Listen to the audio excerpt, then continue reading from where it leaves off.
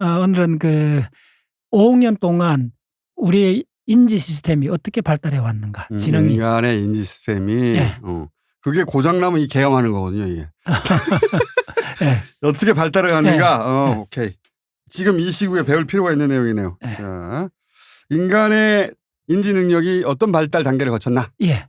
아주 간단하게 인간의 행동 세 가지로 이야기할 수 있어요. 첫 번째, 찾아보라. 탐색. 찾아봐라. 두 번째는 해봤어. 해봤느냐. 이걸 try라 그래요. 내가 try 했는데 내가 원하는 결과가 안 나왔다. 그럼 어떻게 되죠? 원하는 결과가 있으니까 반복을 해야 된다는 거죠. 예. 그게 try라는 거죠. 에러를 고쳐가면서. 그렇죠. 그렇죠. 마지막으로는 생각해보라. 생각해보라. 생각해보라는 건 뭐겠어요? try error인데 실제로 하는 것이 아니고 머릿속으로 하는 거죠. 시뮬레이션이죠. 처음에 탐색이란 말 쓰고 탐색. 두 번째는 시행착오인데 학술 용어로는 뭐라 그러느냐 하면 reinforcement learning, 강화학습. 요 말이 굉장히 많이 씁니다. 알파고 있죠. 네. 알파고는 학술적으로 뭐라 그러냐면 모델 베이스드 레인포스먼트 러닝 머신이다. 레인포스먼트라는 단어가 조금 그런데 그게 뭐냐면 강화시킨다. 이게 어디 나왔냐면 대략 100년 전에 하버드 대학 심리학자들이 뭘 했나 하면 쥐를 실험했어요. 쥐가 이제 우연히 어떻게 다니다가 발판을 탁 눌렀더니 설탕물이 쭉 나오는 거예요. 우연히 그렇게 된 거예요. 그러면 그 쥐는 그 장소를 기억하면 계속 그걸 눌린다는 거예요. 그게 강화됐다는 거예요. 처음에는 우연이죠. 두 번째는 우연이 아니잖아요. 내가 한번 먹어봤기 때문에 기대를 하는 거예요. 점점 그걸 하고 싶어지는 거예요. 그게 강화예요. 반대로 어떤 발판을 밟았더니 전기 고문이 되는 거예요. 찌릿하니까 그걸 퍼니시먼트, 그러니까 형벌을 받다 그러거든요. 형벌을 받으면 움츠리고 안 하게 되는 거예요. 그래서 보상을 주느냐 벌칙을 주느냐 요게 모든 동물이 학습하는 가장 중요한 메커니즘이라는 거예요. 강아지 훈련시켜도 이렇게 하죠. 정확히 같아요. 예. 인간도 거의 90%가 그렇게 돼 있어요. 인간 역시. 예, 인간 역시. 발판을 누를 때 어쨌든 실제적인 보상이 오잖아요. 그래서 시행착오란 말하고 강화학습이란 말하고 보상학습이란 말은 같은 말입니다. 핵심은 뭐냐 하면 요 시행착오는 실질적인 베네핏, 이득을 얻는 겁니다. 내가 원하는 걸 획득합니다. 물리적으로. 그런데 시뮬레이션은 머릿속에 일어나기 때문에 실질적인 걸 얻는 게 아니잖아요. 그렇죠. 물리적으로 그건 불가능하잖아요. 예. 자, 그래서 결론적으로 말씀드리면 이 분야가 결국은 자율주행부터 AI 혁명을 일으키는 가장 코어에 있는 이론들입니다. 보상을 주면 열심히 하잖아요. 바둑을 뜰 때든 공부를 하든 보상은 그 트라이가 끝난 데서 나오는 거잖아요. 보상은 결과물이잖아요. 타임 축상으로 맨 나중에 나오는 거잖아요. 그래서 이제 사람들이 고민한 게 뭐냐면 매 순간 보상을 줄 수 없는가. 그 고민을 왜 했다는 거예요? 왜 했냐면 바둑을 뜨는데 매 수를 뜰 때 요 수가 성률이 얼마인가를 누가 계산을 해주고 내한테 곧장 알려준다면 곧장 적용을 할 수 있다는 거예요. 어떤 걸 트라이하는 도중에 보상을 줄 수 없는가. 그런 방법이 있다면 동기부여도 더 강화될 것이고 그렇죠. 일의 능률도 오를 것이고 지금 내과학의 고민 중에 하나는 그거예요? 거기에 1984년도에 한 논문이 나와갖고 Temporal Credit Assignment in Reinforcement Learning, 이게 한 획을 끈 논문입니다. 서턴이라는 사람이 1984년도에 박사학위 논문 제목입니다. 어떤 내용인데요? 간단히 말씀드릴게요.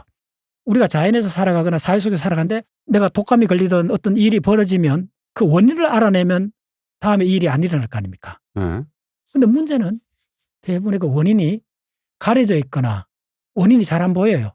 또 원인이 여러 가지예요. 그럴 수 있죠. 굉장히 성공적인 결과를 만든 원인이 한 5가지가 있다면 그 5가지의 가중치가 다 다를 거 아닙니까? 그렇겠죠. 원인에 대한 가중치를 매겨주는 과정을 템포럴 크레디트 어자인먼트, 할당, 배당한다는 말이잖아요. 바둑에서 이기는 원인은 여러 가지가 있을 거 아닙니까? 이기는 원인을 여러 가지로 할당해 준다는 거예요. 무슨 말인지 모르겠어요. 어렵습니다. 굉장히 어려운데 결론부터 이야기할게요. 드디어 그래서 도파민 비밀이 밝혀진 거예요. 오마이사이언스. 아니 혼자 가시면 어떡해요. 괜찮아. 그래. 자, 그러니까 지금 말씀하신 걸 제 방식으로 이해해 보자면 어떤 결과가 나왔어요. 그 결과에 이르도록 만든 여러 가지 요인들이 있어요. 그 요인들이 어느 정도 영향을 미쳤는지는 각각 달라요. 예. 그 요인들의 비중을 찾아내야 된다. 예. 여기까지 문제의식을 갖고 예. 연구를 하다 보니 예. 그 원인 중에 가장 중요한 요인 중에 하나가 예. 도파민이다? 예. 그게 거의 한 20년 이상 헷갈렸던 문제였어요. 왜냐하면 도파민을 연구했던 건 브레인 과학자들이 하잖아요. 인공지능은 1950년부터 시작됐잖아요. 1980년도 와갖고 AI 하는 사람들이 보상을 중간중간 넣는 그 시스템을 이제 만들어냈는데 알고리즘을. 그러면 이게 실제로 자연에서 이런 일이 있는가를 궁금했을 거 아닙니까? 그런 찰나에 20년 이상을 마우스 쥐에 대해서 반응을 연구를 했던 술츠라는 학자가 도파민을 연구를 했어요. 브레인 좀 하는 사람들도 헷갈릴 수 있을 정도로 어려운 문제입니다. 진짜 도파민이 언제 나오는가? 결론은 이거였어요. 처음에 이제 지가 우연히 발판을 밟아갖고 설탕물이 쫙 나올 보상을 딱 받는 순간에 많이 나왔어요, 처음에. 그런데 그 다음에는 어떻게 됐냐면 당연히 보상을 받으면 나온다고 이렇게 생각했어요. 그런데 봤더니 정작 그 다음부터는 보상을 딱 받는 순간에는 오히려 도파민이 거의 안 나오는 거예요. 보상이 아니고 보상의 예측이라는 거예요. 아, 도파민이 분비되는 것은? 예. 이건 이제 지금 이제 명확해졌습니다.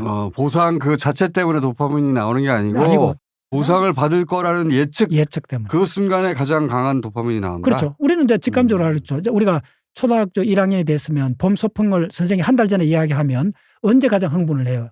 그날 아침 되면 가장 들뜬 마음이 되잖아요. 바로 그런 이야기야. 그래서 첫 번째 보상은 도파민이 나와요. 근데 그 다음부터 그 보상을 예측을 할 거 아닙니까? 이미 예측된 보상이니까. 그렇죠. 그걸 기대라 그래요. 인간이 움직이는 건 기대로서 움직이잖아요. 모든 게 기대예요. 내가 돈을 더 벌 건지 이 사업을 성공하기 기대예요. 근데 기대라는 거는 시간상이 전개되는 거잖아요. 그렇죠. 그래서 템포럴 시간이란 말이 계속 나오는 거예요. 시간상으로 전개되는데 이게 또 기대는 미래잖아요. 지금 일어난 거 아니잖아요. 나중에 일어날 거니까 나중에 결과입니다. 그게. 그래서 보상까지에 걸리는 시간 디퍼런스. 이게 궁극적으로 모든 동물을 드라이빙하는 가장 중요한 학습 시그널이라는 거예요. 어려운 말이다. 그러니까 보상이 있을지 몰라라고 예측하고 그리고 실제 보상이 오기까지 그 시간. 그 시간이 모든 생명체를 움직이는 동력이다? 예. 보상을 딱 만나는 데까지 그 시간 간극이 점점 줄어들면 내 보상에 점점 다가가면 도파민이 그 신경이 더 빨리 흥분을 한다는 거예요. 정을 보기 비례한다는 거예요. 그건 그럴 것 같아요. 자, 그러면 상식적으로. 그까지는 이제 상식적으로 되잖아요. 근데 가장 미스터리는 뭐냐면 정작 보상을 딱 받는 순간은 그게 줄어든다는 거예요. 그거는 또 이해가 가요. 왜냐하면 소풍 예를 들으셨는데 어릴 때 소풍 가기 전에 막 들뜨다가 소풍을 정작 가면 피곤하고 힘들고 막 그렇잖아요. 그 관점에서 풀어서 설명하면 내가 기대에 찼을 때가 가장 흥분되는 것이고 실제 그 실물을 접하거나 그게 막상 벌어졌을 때는 달성됐으니까. 거기 이제 내각적으로 어떻게 되느냐 하면 달성을 딱 됐을 때 만족하는 부위가 있어 있기는. 그게 바로 시상하부요.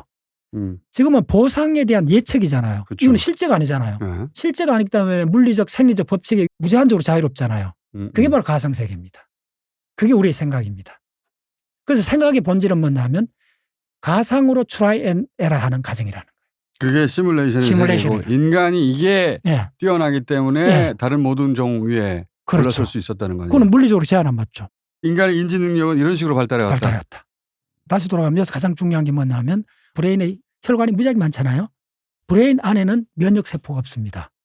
감각세포도 없기 때문에 브레인 수술에도 아픔을 못 느껴요. 브레인 안에는 일제 박테리아가 못 들어가요. 독극물이 못 들어가요. 들어갈 수 있는 거는 글루코스, 산소 딱 정해진 것만 들어가요. 그 왜 그러냐 하면 내 혈류 장벽이라고 그래요. BBB라 그러는데 그게 문을 열어두는 거의 유일한 곳이 어디냐 하면 시상하부 일부 영역입니다. 피에 있는 모든 이산화탄소, 산소, 글루코스 온갖 케미칼들 실시간으로 매저먼트합니다. 시상하부에서. 그리고 시상하부는 내가 단 것을 묻고 갈증을 해소하고 이걸 리얼타임으로 측정을 합니다. 초기 이제 요게 5년 지나는 과정에서 초기 3학년에 일어났던 파충류까지 일어났던 사건이 뭐냐면 시상하부에서 좋은 냄새를 맡거나 단물을 봤어요. 그러면 곧장 거목을 향해서 돌진을 하는 거예요. 예측을 하는 게 아닙니다. 그냥 돌진을 하는데 돌진한다는 말은 운동 출력이잖아요. 운동 기관하고 링크가 된다는 거예요. 시상하부 위에 스트레이텀이라는 DNA 기적이라고 합니다. 운동 기간하고 딱 결합을 해버려요. 이거는 반응이네요. 그렇죠. 시상하부는 실제적인 보상을 측정하고 실제적인 보상이 있으면 운동 출력을 내게끔 가게 되는 거예요. 먹이를 보면 생각을 하는 게 아니라 반응해서 그걸로 가는 거죠. 가는 거죠. 그걸 뭐라 하냐면 접근 회피라 그래요. 근데 왜 회피입니까? 회피는 저 벌을 주는 것 같으면 도망을 가야 되죠. 접근과 회피. 접근과 회피. 접근과 회피. 예. 그런데 접근과 회피든 운동은 다 실제잖아요. 네. 다시 이제 돌아가면 아까 그 1984년에 템포럴 크레디트 어자이먼트 인 레인포스먼트 러닝 이 논문이 왜 한 획을 끈 논문이 되느냐 하면